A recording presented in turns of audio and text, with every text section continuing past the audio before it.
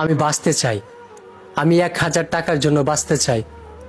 আজকে বলতে গেলে হয়তো বুকটা ফেটে যায়।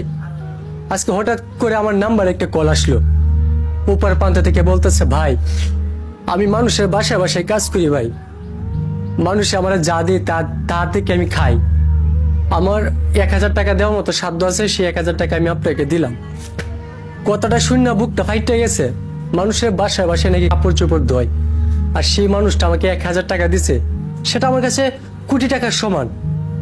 আরেকটি কথা হয়েছে, এক ভাই আমাকে ফোন দিছে, দিয়া বলতেছে, সাইদ ভাই আমি সকাল থেকে দুপুর পর্যন্ত 200 টাকা ইনকাম করছি, আমি সেই 200 টাকা আপনাকে দিতে চাই, আমি বাকি আরো উপার্জন করব, তারপর আপনাকে সেই টাকাটা পাঠিয়ে দেব।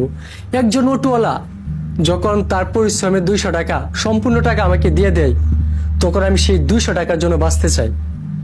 তারপর আরেকটা কল আসলো,